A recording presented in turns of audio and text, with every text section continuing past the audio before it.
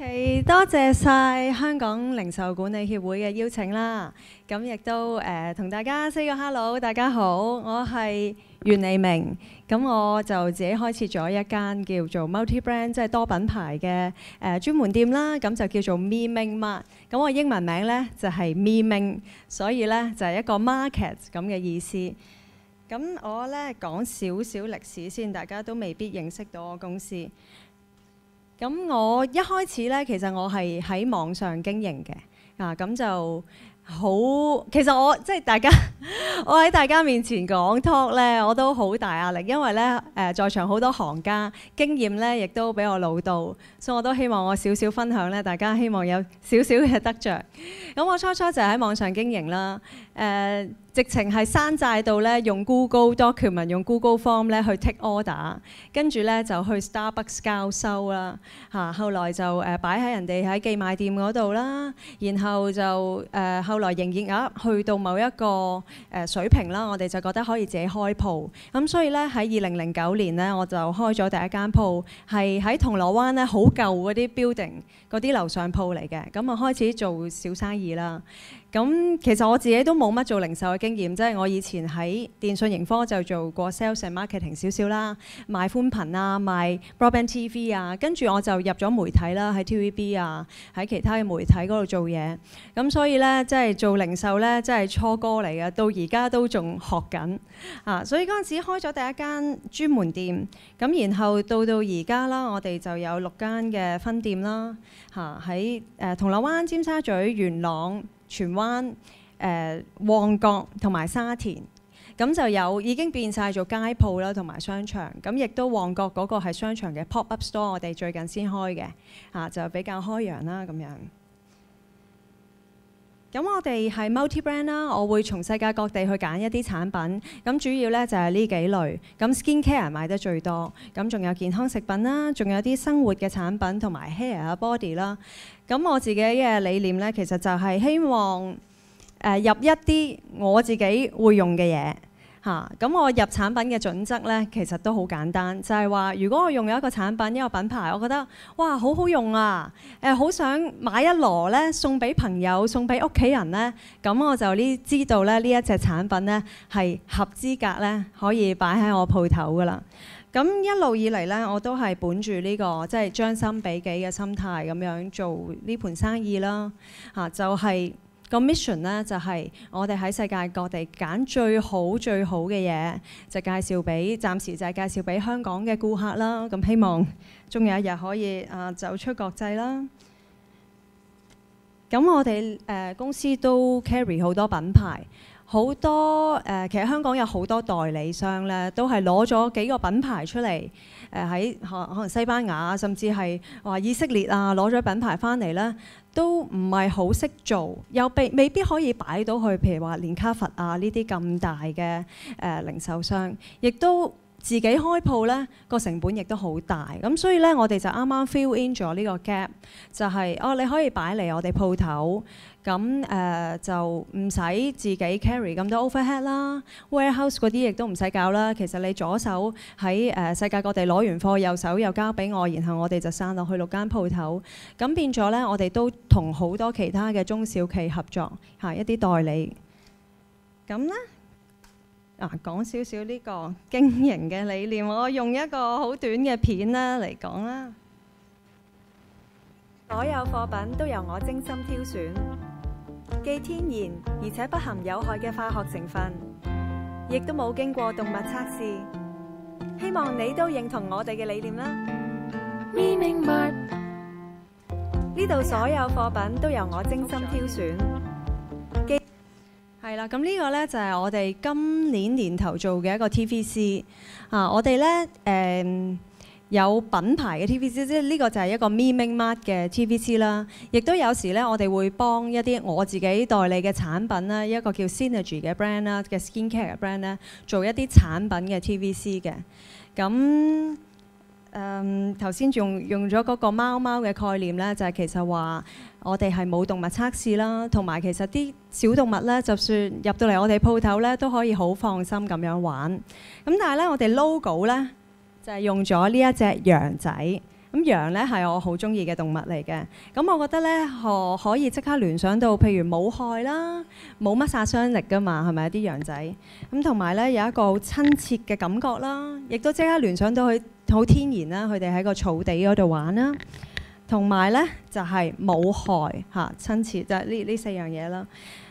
咁呢個亦都係我哋嘅核心價值嚟嘅嚇。咁喺整個公司嘅核心價值就係我哋要堅持提供一啲完全冇害嘅產品，甚至係有一啲潛在有害或者潛在致癌嘅產品呢，我哋都係一定 say no 嘅。另外就係推廣無害生活嘅理念，其實而家香港好多女性咧都已經好注重自己搽緊啲咩喺面度啊，食緊啲乜嘢啊，咁我哋都係跟住呢一個潮流去出發嘅。咁第三咧就係我哋要求所有嘅品牌嘅產品咧，都係要提供一個證明，就係冇以下呢啲有害成分啦、石油副產品啦、人造色素、人造香料啦，同埋呢個叫做動物測試嘅，係一定要提供呢一個 cert， 我哋先會考慮入嘅。咁未來啦，我希望可以公司變成一間百貨公司嚇，可能即係而家好多百貨公司都係好大型啦，譬如 Sogo 啊呢一啲，我希望咧就做到一間小型嘅，但係亦都係包羅萬有，裏邊嘅 product 嘅 selection 咧，亦都係全部由我啦，同埋 sourcing team 啦、marketing team 啦係精心挑選嘅。好，咁今日嘅 topic 就係講呢個顧客體驗。其實我而家都好努力咁嘗試緊咧，可以做到一個好嶄新嘅顧客體驗，但係亦都唔容易。我希望有一啲多啲 creative 嘅 method 啦，可以做到。因為其實我諗在座各位零售商都做好多，大家都係以顧客出發㗎啦，係咪？都盡量去嘗試做好個顧客體驗。但係其實有好多方面，即係除咗籠統嘅嘢話裝修啊，入到去嘅店員嘅服務啊，其實我諗仲有好多方面係可以去改進。咁呢個我諗我都一路諗緊，希望喺呢度嗰度偷下師啦。我自己就有一位 mentor 啦，佢喺 Apple 做嘅。咁我覺得 Apple 啊，譬如 Starbucks 啊呢啲顧客體驗都係做得好好。咁我都有喺嗰度偷下師嘅。咁品牌策略方面呢，我哋就好注重產品嘅 selection， 即係我個人比較實在嚇，同埋比較實際。我覺得產品好係好緊要，即係你就算 marketing 啊、顧客體驗做得點好呢，嗰個產品如果唔好呢，咁顧客就買一次就唔會翻轉頭嘅。所以產品 selection 呢，我係睇得好緊嘅。咁另外啦，左邊就有一個 video 嘅 marketing strategy。我哋嗰個顧客體驗呢，其實係講求同顧客好似做緊朋友或者做緊屋企人咁樣，所以我哋呢就係用 video 呢一個方法呢，就好似好面對面。你見我哋啲 video 呢都係望住鏡頭嘅，好似面對面呢同個客人傾緊偈咁樣。咁我哋啲客人咧嚟到鋪頭，有陣時我巡鋪啦，或者我啲同事都會上鏡噶嘛。佢哋巡鋪咧，大家已經好似，哎呀，係啊 Peggy、Erica， 我睇咗你哋嘅 video 啊，你又點點點啊，你屋企又點點點啊，有啲咩裝修啊，有啲咩擺設啊，咁樣大家好似喺網上邊嘅平台經過呢個 video 咧，已經好似做咗朋友咁樣。咁呢一個係我諗我公司係一個比較獨特嘅 strategy。咁當然啦，即係我鋪頭係我自己開辦，我自己可以用我嘅名、用我嘅樣、用我嘅形象去做呢件事。咁 versus 可能一啲大公司，佢哋未必可以 hire 一個所謂咁樣嘅代言人，成日同佢上鏡，成日同佢拍片，個 cost 可能會好貴。咁呢一個係我公司嘅優勢啦。咁另外有個即係 celebrity effect 就係即係當然講緊我自己啦，但唔係咩 celebrity， 而係咧有陣時一個出名啲嘅人啦。話用開咩產品？譬如 for example 啊，官恩娜咁樣。譬如佢話眼睫毛好靚、好靚、好長嘅，佢一話我用開邊一隻睫毛液㗎，大家就即刻會衝去買㗎啦。咁我自己即係除咗用呢個所謂明星效應之外呢，亦都係盡量去增值自己嚇。我睇好多護膚成分嘅書啦。亦都睇好多健康食品啊，咩身體酸鹼度啊，嗰啲書咧，就希望唔係話因為我出名，所以我介紹一樣嘢，嗰樣嘢就係好，而係真係有知識、有 knowledge 嘅 back up 我呢幾年咧都 pick up 咗好多 chemistry 同埋 biology 啊。細個其實我都好中意科學嘅，咁當然大學嘅時候就冇讀啦，因為大家都係讀啲實際啲嘅嘢㗎啦，揾唔到錢㗎嘛，我又唔係做科學家係咪？但係一路咧都會睇好多書去鑽研，所以希望亦都將呢個知識咧可以帶俾我哋嘅顧客啦。咁呢個其實頭先講過啦，就係話我哋要求個產品。除咗你話天然啊、冇害啊、冇動物測試之外咧，係一定要有效有效。咁點樣為之有效咧？譬如有啲科研成分，雖然佢唔係天然，佢係 lab made 㗎，係喺實驗室嗰度做出嚟，但係佢一樣可以有效。咁呢啲我哋都會睇嘅。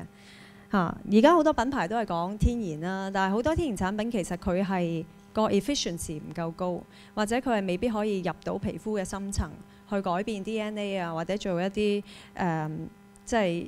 譬如去到譬如幹細胞 level 啊，呢啲咁嘅修復修護，咁所以我哋咧亦都要揀，除咗天然之外咧，仲要非常之有效嘅。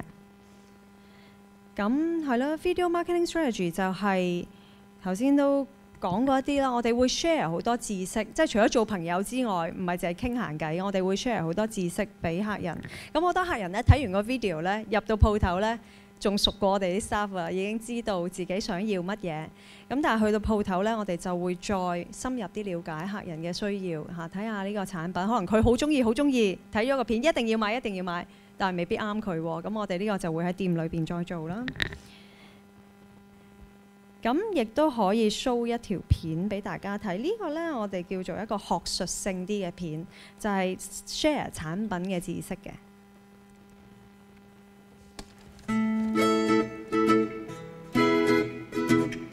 人生第一條紋應該係20歲左右啦。如果有紋嘅話咧，亦都可以搽一啲產品咧，係逆轉翻啲皺紋嘅。就例如好似 Super Serum 咁啦。但係 Super Serum 呢啲咁嘅勝肽啦，同埋 Phycosaccharide 咧，係 Revitalize 個 serum 裏邊冇㗎。咁你可以點用咧？譬如我朝頭早又搽 Super， 夜晚咪搽 Revitalize 咯。Super Serum 就係一支咁嘅 serum。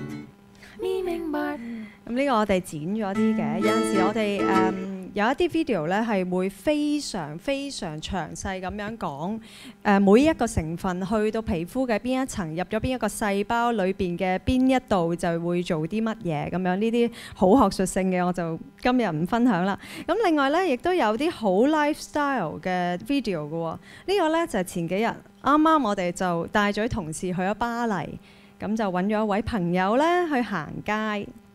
我識擺喎，你當係鏡台鏡咁樣照下係咪？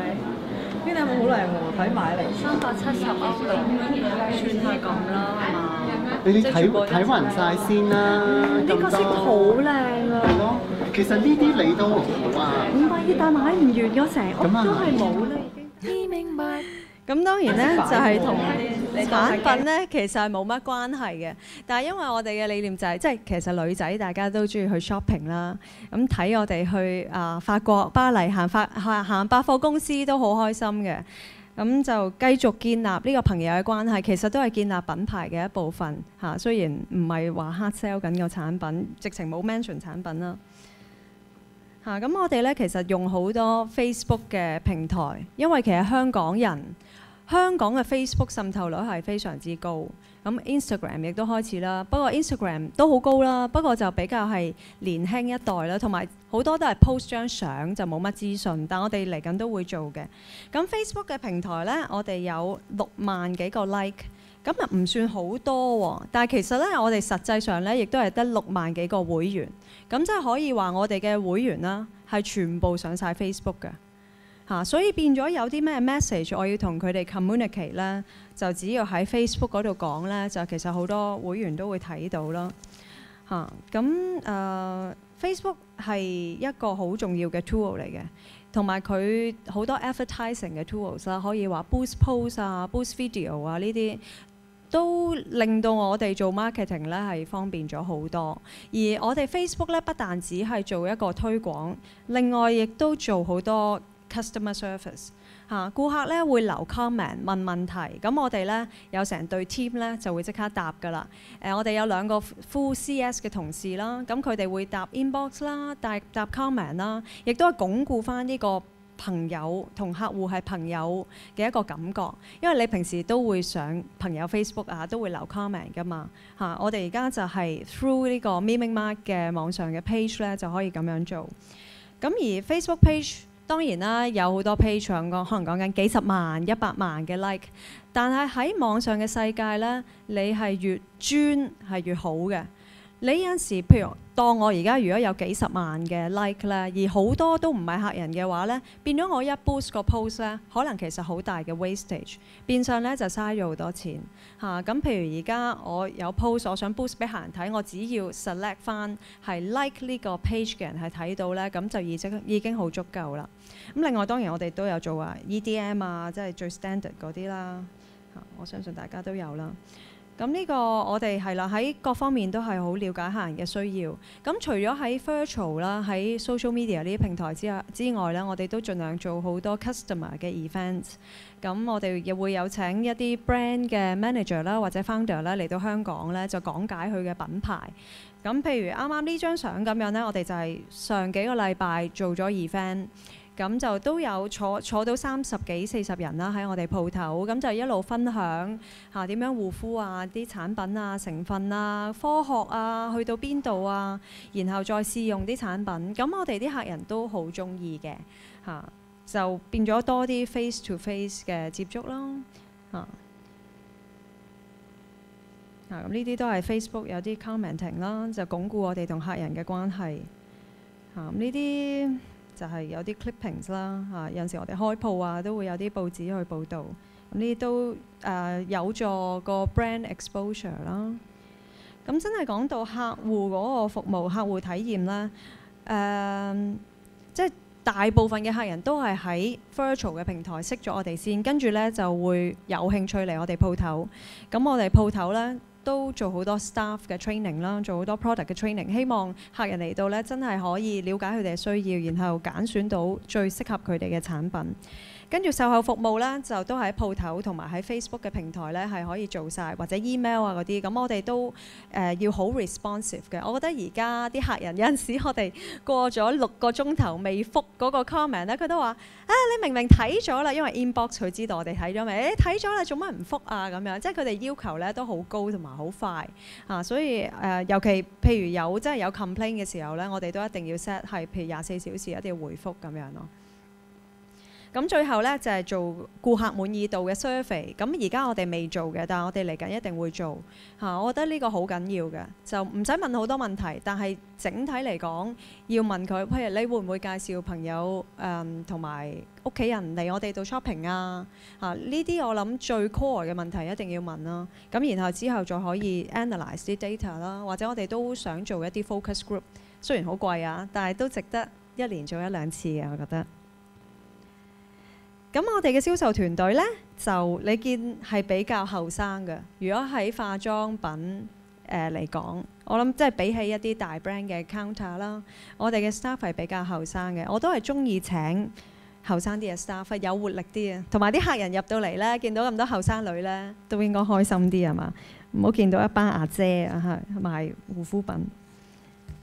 咁呢個就係我哋做 team building 嘅一個 training， 咁大家一齊玩，透過遊戲啦，就增加我哋嘅團隊精神啦，增加我哋 teamwork 啦。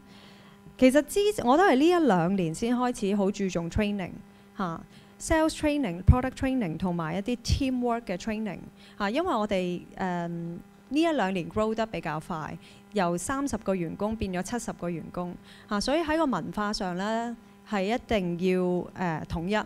係啦 ，teamwork 嗰度咧係一定要經常提佢哋，所以我哋呢啲大型全公司嘅 training 直情要閂鋪㗎。呢一個 training 直情係 overnight 㗎，係焗住一齊玩好多遊戲，去互相了解嚇，互相明白呢個 teamwork 嘅重要性。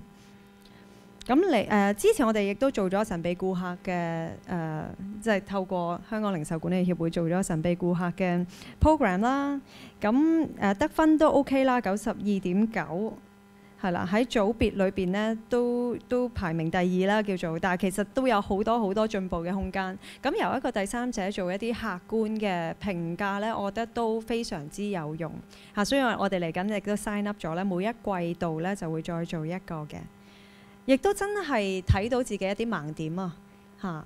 原來我哋講拜拜嗰陣時咧，係講得好急嘅嚇，冇送到客人出門口啊。咁呢啲都係我哋忽略咗嘅地方。咁譬如呢一個 report 咧，就可以提醒翻我哋做翻呢個我哋嘅短處啦。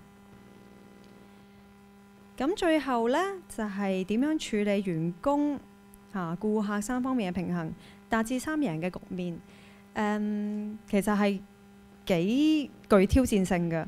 咁有一啲公司呢，其實就係以投資者優先；有啲公司以客戶優先。但係我一直篤信呢，都係以員工優先。咁我覺得公司呢係要係要 invest 好多。我哋 hiring 呢，其實都係做得好仔細嘅。咁然後 orientation 啦，然後做好多 training 啦。我哋嘅福利亦都係幾好嘅。嗱，等間會 show 啲相俾大家睇。咁我相信員工開心呢，其實佢哋對客戶就會好啦。咁其實對客戶好嘅話，公司就會自然有盈利有增長啦。但係唔係每間公司都係由員工出發㗎。咁但係我一直都係本住呢個理念，因為以前我喺大公司做嘢呢，大部分大公司，尤其上市公司啦，我之前做2間都係上市，我覺得係好唔喺員工出發咯，所以都係一個反面教材啦，令到我知道即係我經營嘅理念同埋方針一定唔係咁樣咯。咁員工係我哋嘅資產，人人都係咁講㗎啦。但係你點樣可以實踐到呢？我就有個 mission 俾自己，我要喺 MeMingMart 嘅員工當佢有一日離開嘅時候呢，係俾人刮角啦。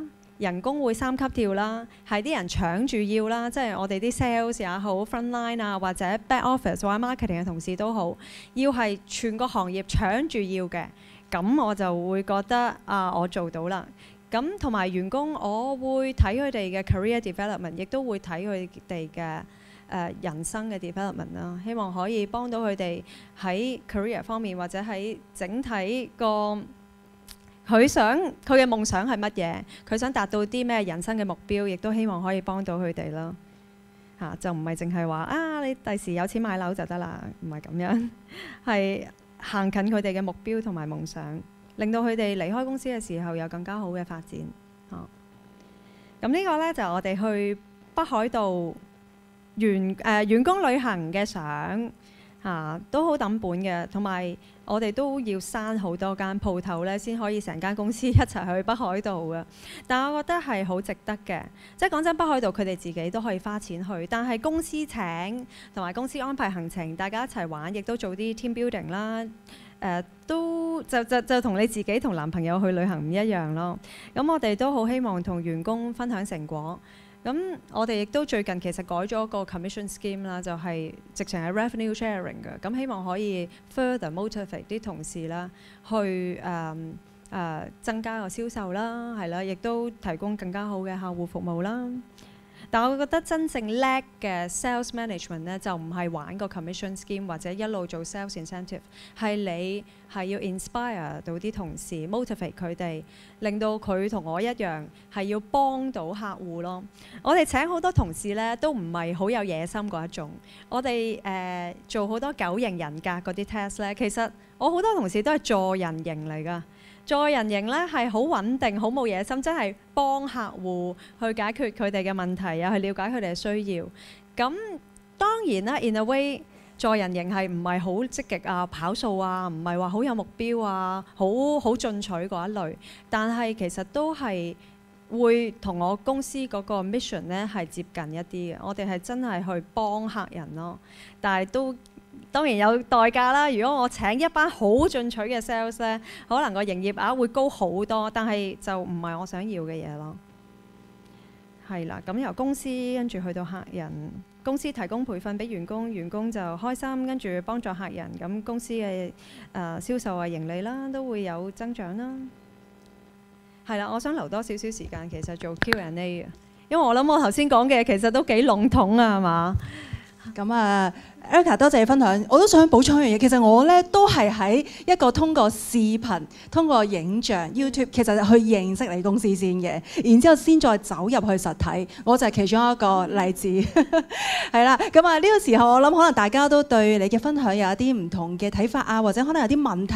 咁我哋設有一個問答環節。咁各位朋友，如果你有問題咧，想同 Erica 一齊分享啊，或者討論下，咁歡迎你舉手又得，或者譬如話頭先，咦你寫咗啲啲問題喺個問題紙上面喎。咁我哋同事轉頭交俾我，咁啊我直接喺度咧問翻 Erica 都可以。不如問一問現場嘅朋友先啦，好唔好？有冇人想即場舉手去做一個發問？有，嗰邊有位現場朋友。好，我俾支咪你先。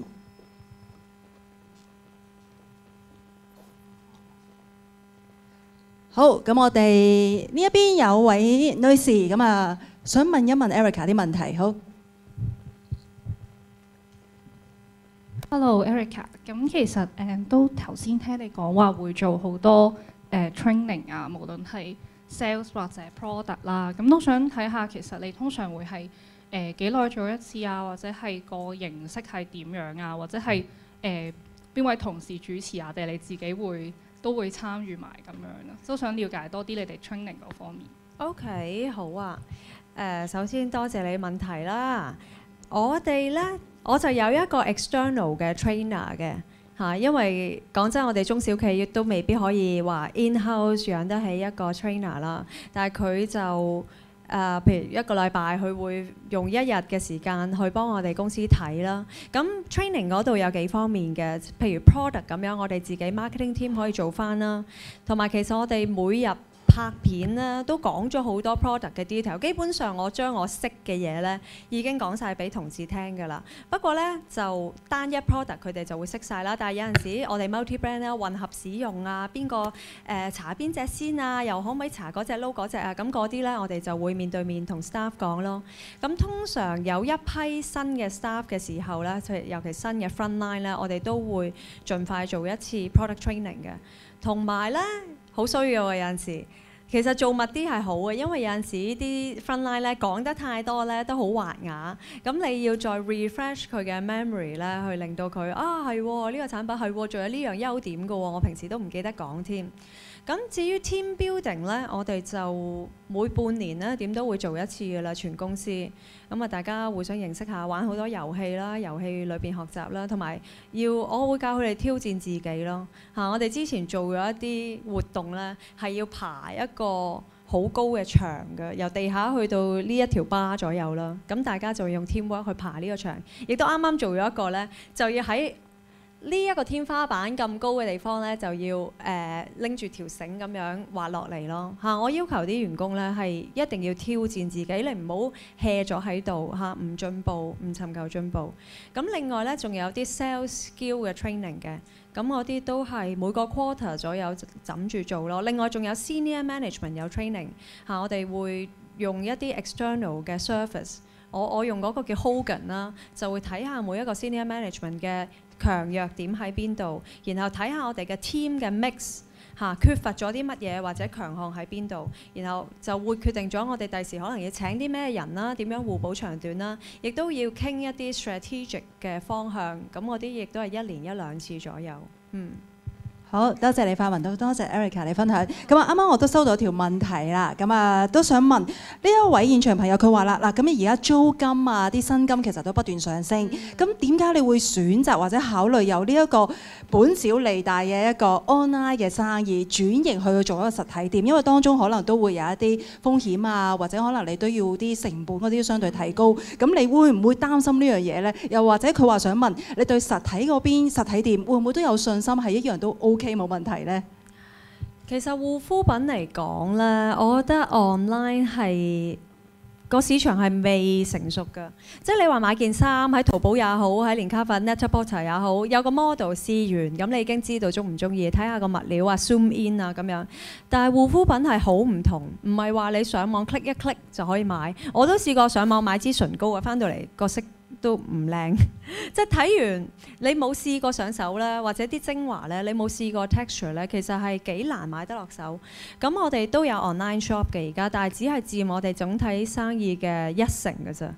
實體店係做多好多生意嘅，同埋我覺得你俾得起錢買呢個精華或者化妝品，係要享受個服務嘅。我要幫你試妝啦，要幫你試個精華上面啦，呢個都係 online 未做到嘅嘢。咁咁你話租金當然係一個好大嘅考慮，但係其實呢一年呢都叫跌咗少少嘅。人工固然係考慮啦，但係我哋頭先都講到啦，同員工分享成果其實冇乜所謂啦。即係我覺得生意賺啲唔蝕，咁啊大家開心其實就 OK 啊。我都係唔係好進取啊，係啊，所以係租金咯，租金係比較大嘅考慮，係啊，但係都冇辦法㗎啦。你本住呢個心，一來雖然你又有支出，但係你都擺喺一啲方便客人嘅 location 嚟開嚇，咁所以為咗方便客人呢個付出，亦都係值得嘅。啱，同埋我都同意化妝品真係唔一樣啊，好難㗎係因為我都試過喺呢個類似網上面諗住買完，咁啊原來係同實踐係根本兩回事。咁你仲其實錢都事少，你好似嘥咗，你 expect 哇有個 product 用，原來好失望。咁啊我好同意。咁啊我諗時間可能唔多，不如我問埋另外有條問題好嘛？都係我哋現場朋友寫俾我嘅。咁啊第一部分我諗你都解釋咗，就係佢問點樣保持翻前線員工有足夠嘅一啲知識啦。頭先你其實都分享咗好多。咁啊第二部分啦，佢就想問，其實網上網下我哋職員方面個服務態度會唔會有唔同嘅呢？你覺得可能網上網下我哋個 service 係最大個分別係乜嘢呢？我哋網上個 service 我都好注重㗎，譬如我哋都會打俾客人啦，然後就即係 make sure 嗰啲送貨啊嗰啲咧唔會摸門釘啦，佢又唔會收唔到，我又唔會送唔到啦。咁態度方面其實都係同前線員工好相似嘅。咁另外咧，我知即係有啲公司佢哋未必好似我哋咁樣有 video， 但係我覺得咧內部咧其實都係應該做好多 video 嘅 tutorial。咁你咪circulate email 啊，咁樣 circulate 翻俾同事咯。咁我哋嗰啲就當然 public 添啦。咁我覺得用 video 去講解啲嘢係大家消化係容易好多。有陣時我哋啲 brand 嚟做 training 咧，咁都係得店長喺度，但係我哋都會將整個過程錄影啦，令到店員可以睇翻咯。好，多謝分享。